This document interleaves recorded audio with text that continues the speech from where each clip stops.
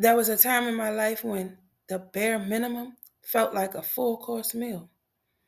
Not because it actually was, but because I was emotionally hungry. And when you're used to emotional hunger, crumbs feel like a feast. Let's talk about how self worth erodes slowly, not overnight, not in one big moment. It happens through repetition. A late night call here, a random I miss you text there, and not the words. Hell no, not the words. I wasn't getting I miss you written out. I was getting I am why. I am why for years.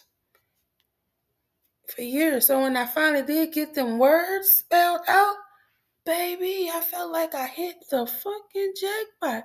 Oh my God. Like Steve Urkel, I'm wearing you down. I thought I won. Hmm. A few days of attention after weeks of inconsistency. And instead of asking, why is this all I'm receiving? You start feeling grateful for whatever shows up. Yes, that's how the bar gets lowered quietly.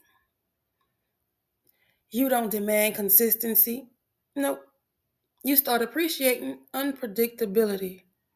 Like, oh, I get to spend time today. Or it's my turn today. hmm You don't expect effort.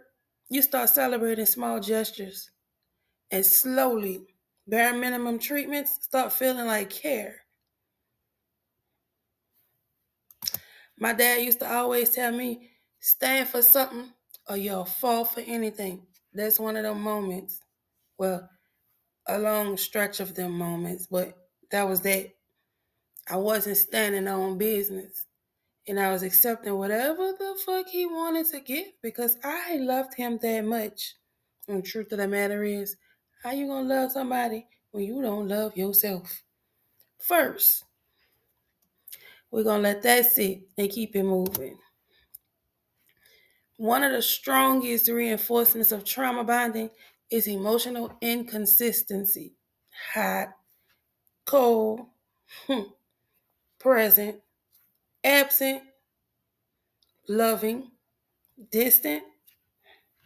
That inconsistency creates emotional addiction because you're constantly waiting for the good version of them to return. So when they finally show up with a little attention, a little affection, a little effort, it feels amplified. It feels special. It feels like progress, but it's not progress.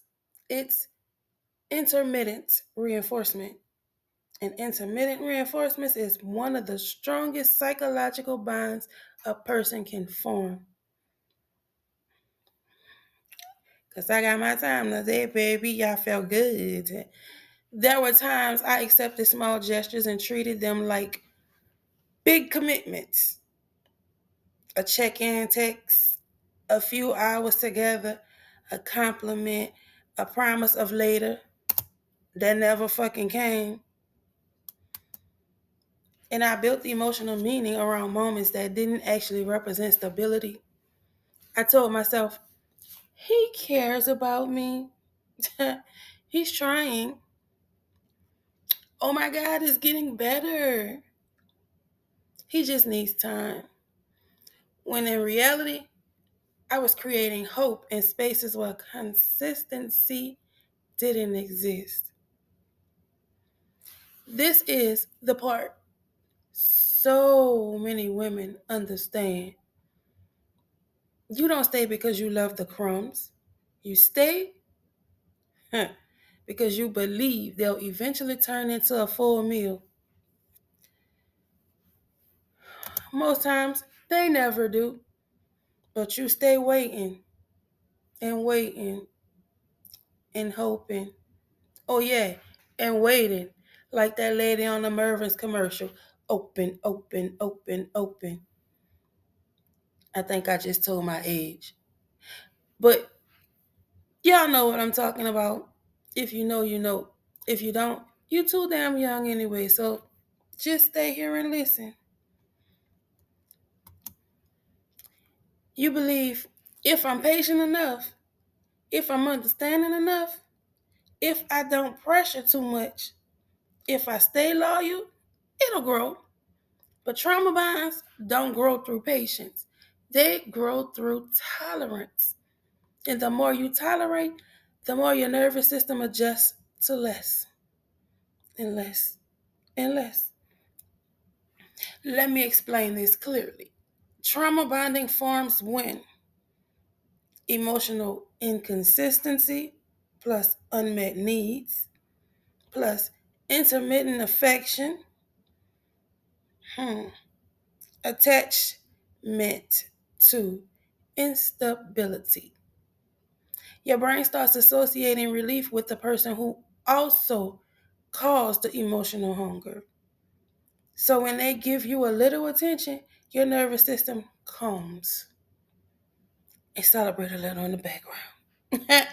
And that calm feels like love, but it's not. It's relief. And relief is not the same as security. Trust and believe.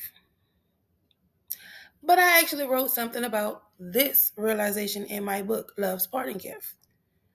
When you've been starving emotionally, the smallest gesture can feel like devotion.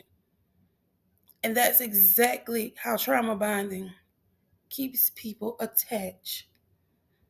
When you accept crumbs long enough, your self worth adjusts to match them.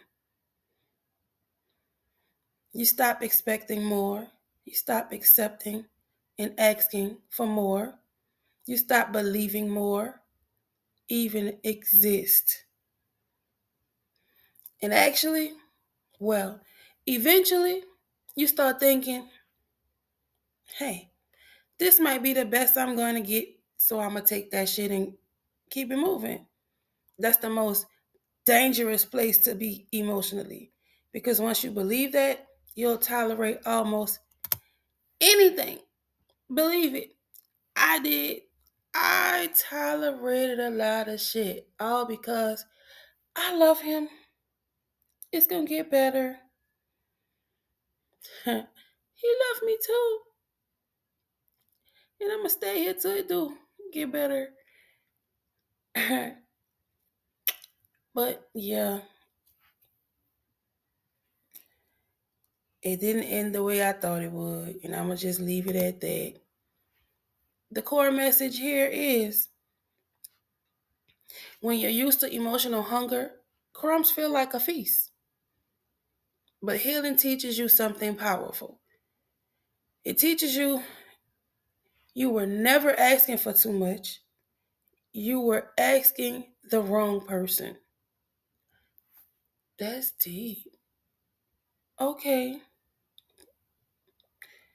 So in closing today I don't romanticize crumbs. I don't celebrate inconsistency.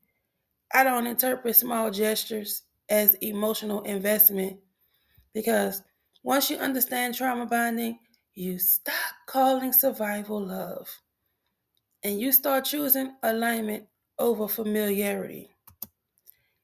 And I stopped doing relationships because I was over it emotionally, mentally, physically, all of that.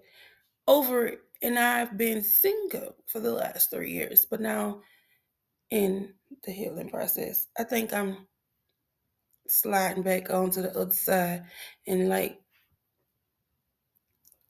ready to dip my toe and see what it gonna be. Not too much, just a little toe, because I will get back in the corner in a hot track. Because baby, just keep watching and listening. You're gonna know exactly why I've been over here in the corner for 3 years. But let's go. Tomorrow is reflection day, Saturday reflections. And I want you to really sit with this question. Where in your life did you accept crumbs and call it love? Because everybody had their turn. They just don't always admit to it. Because I had one person that said, I was stupid a lot, a long time, and whatever. Because you're stupid because it wouldn't be me. It couldn't be me. I ain't, we ain't, whatever. And then when she had got her one turn that she was able to admit to, it was where everybody allowed at least one time in life. Instead of saying, damn girl, I understand what you was going through. And I could relate. Nah, the excuse was everybody allowed one time. Yeah, okay. Because once you see the pattern, you can break it. Will I see you tomorrow? I mean, if I don't, I'll be here telling some more story.